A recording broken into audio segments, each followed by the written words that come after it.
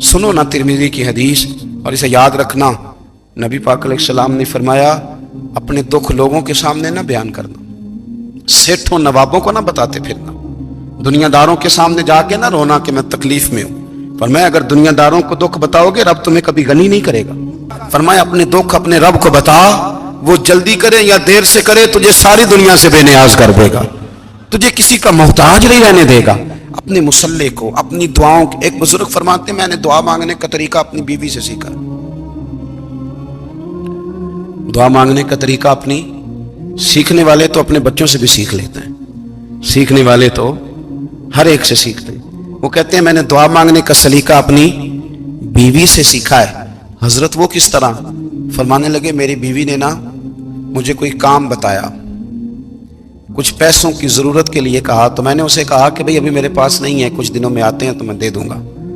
औरतों की आदत होती है वो बार बार याद कराती हैं। 2-4 दिनों के बाद फिर उसने कहा हजरत वो मैंने कहा था कुछ पैसे, मैंने उससे कहा कि अभी मेरे पास नहीं है, कुछ दिनों में मिलते हैं तो मैं तुम्हें दे दूंगा। उसने कुछ दिनों के बाद फिर कहा हुजूर वो मैंने कुछ पैसे कहे थे। फरमाते मैंने डांट दिया, मैंने कहा कि क्या तू रोज मुझे शर्मिंदा करती है, कहा ना मेरे पास नहीं है, होंगे तो दे दूंगा, तू रोज याद कराती है।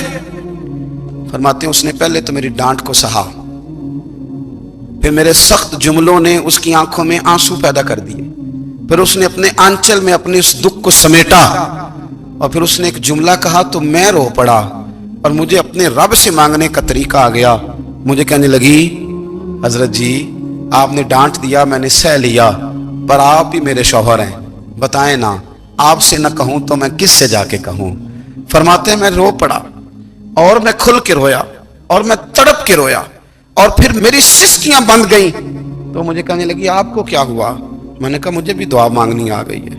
जब मैं उसे कहूंगा ना अल्लाह तू ही मेरा रब है, मैं तुझसे न कहूं तो मैं किससे जाके कहूं, मैं क्यों किसी बंदे से सवाल करूं, मैं क्यों किसी दुनियादार से कहूं, मैं तेरे बंदों का, नेक बंदों का वसीला लेके, तेरे महबूब की गुलामी लेके तेरी बारगाह में आया, तुझसे ना मांगूं तो किससे मांगूं। समझ आ गई है, जब मैं इस रंग में मांगूंगा तो फिर रब मेरे ऊपर बड़ा ही फजल फरमाएगा, वो मेरे ऊपर बड़ी रहमत करेगा, वो मेरे लिए आसानियां करे। अजीज दोस्तों, बहलोल दाना रहमतुल्लाह अलैह बैठे थे तो हारून रशीद हज करके आ रहा था, तो रस्ते में हजरत शेख से मुलाकात हो गई। तो अस्सलाम वालेकुम के बाद कहने लगा हुजूर कोई हुक्म हो तो बताइएगा। तो हजरत बहलोल दाना फरमाने लगे तेरा रब कौन है? उसने कहा अल्लाह। तो फरमाया मेरा कौन है? कहा अल्लाह। फरमाने लगे तो बड़ा ही बेवकूफ है, क्या तू ये समझता है कि रब हारून रशीद को तो देगा और बहलोल दाना को भूल जाएगा? तेरा भी वही रब है, मेरा भी वही रब है। उसने अगर तुझे दे के आजमाया है तो हो सकता है मुझे ना दे के आजमा रहा हो। जब उसकी हिकमत के तकाजे होंगे तो अता करेगा और देगा। तू जा अपना काम कर। भाई अपनी रूहानी जिंदगी, अपनी इबादत, अपने वज़ाइफ, अपने रोजमर्रा के मामलात, अपनी दुआएं, अपना इस्तिगफार, दुनिया में इतना मुश्किल मामला है, आखिरत में मुझे बताइएगा कितना मुश्किल मामला होगा। मेरे नबी पाक सल्लल्लाहु ताला अलैहि वसल्लम ने फरमाया जो लोग सूरह मुल्क पढ़ा करते थे ना, सूरह मुल्क, ये सूरत मुल्क क़यामत में उनकी सिफारिश करेगी और इस तरह करेगी कि कहेगी ए अल्लाह यहाँ इस बंदे को जन्नत में दाखिल कर दे या मुझे कुरान पाक से अलहदा कर दे। तो रब फरमाएगा जा इसका दामन थाम के इसे जन्नत तक पहुंचाया। आप बात को समझे, जब आपके ताल्लुकात अपने मामलात के साथ मजबूत होंगे, ये नबी करीम ने वादा किया है कि तू सूरत वाक़या पढ़ तेरे घर में फाका नहीं आएगा। हजरत अब्दुल्लाह इब्न मसूद रदी अल्लाह तआला अन्हु बीमार थे तो हजरत उस्मान गनी रदी अल्लाह तआला अन्हु तीमारदारी के लिए तशरीफ ले गए और जाकर के कहा कि आप बड़े बीमार हैं, आपकी बेटियां ज्यादा हैं, मैं चाहता हूं कि खजाने में से कुछ मदद करूं। तो सैयदना अब्दुल्ला इब्न मसूद रदी अल्लाह तआला अन्हु उठ के बैठ गए और कहने लगे अमीरुल मोमिनीन अल्लाह आपको मेरी तरफ से, मेरी बेटियों की तरफ से बेहतर सिला दे। मेरी बेटियों को किसी खजाने की जरूरत नहीं, मैंने उन्हें खजाना दे दिया है। कहा जनाब आपने कौन सा खजाना दिया है, मैं आपके माली मामलात को जानता हूं।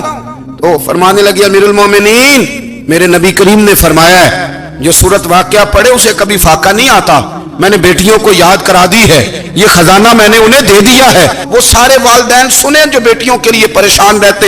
हजरत अब्दुल्ला इब्न मसूद नसीहत कर रहे हैं, फरमाने लगे मैंने सूरत वाक़या याद भी करा दी है, पढ़ने की आदत भी डाल दी है।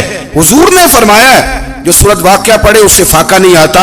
कहने लगे चांद तो अपनी जगह छोड़ सकता है, सूरज गिर सकता है, तारे टूट सकते हैं, पर मदीने वाले रसूल की बात गलत नहीं हो सकती। हुजूर ने फरमाया फाका नहीं आएगा तो इंशाअल्लाह कभी भी नहीं आएगा। करने का काम यह है। हुजूर ने फरमाया जो फर्ज नमाज के बाद दुआ मांगे अल्लाह उसकी कबूल कर लेता है। नबी पाक सल्लल्लाहु ताला अलैहि वसल्लम ने फरमाया अल्लाह मुसाफिर की दुआ कबूल फरमाता है। हुजूर ने फरमाया अल्लाह मजलूम की दुआ कबूल फरमाता है। हुजूर ने फरमाया बीमार से दुआ कराओ अल्लाह उसकी दुआ कबूल फरमाता है। मेरे नबी पाक ने फरमाया माँ बाप जब भी औलाद के लिए हाथ उठाएं, वैसे तो बुल्ले शाह तो आसमानी उड़दियां ही फड़ दें, जेड़ा घर बैठा उन्होंने बढ़िया ही नहीं। हुजूर फरमाने लगे माँ बाप जब भी औलाद के लिए दुआ फरमाए अल्लाह उनकी दुआ को कबूल करता है। आप अपना ताल्लुक बनाएं, दुआ के साथ, इबादत के साथ, मुसल्ले के साथ रिश्ता बनाएं, इस्तिगफार पढ़ें। सलाहुद्दीन अय्यूबी सलेबी जंगों में थे, रात को मस्जिद अक्सा में नमाज पढ़ी तो परेशान थे। एक बुजुर्ग से मुलाकात हुई तो वो कहने लगे कि आप बड़े परेशान हैं। कहने लगे हुजूर परेशान इसलिए हूं कि पहले ही मुसलमान कमजोर है, अब मैंने सुना है दुश्मन का एक बहरी बेड़ा वो जंगी सामान से भरा हुआ आ रहा है, तो अब उनके पास और तलवारें और नेज़े आ जाएंगे, मुसलमानों के पास पहले ही वसाइल की कमी है, परेशान हो किस तरह करके मुकाबला करेंगे। ये बात कहते ही सलाहुद्दीन अय्यूबी ने बुजुर्गों से कहा हुजूर आप भी दुआ करना, दुआ की बड़ी ताकत है। मेरे नबी पाक ने फरमाया दुआ मोमिन का हथियार है, दुआ मोमिन का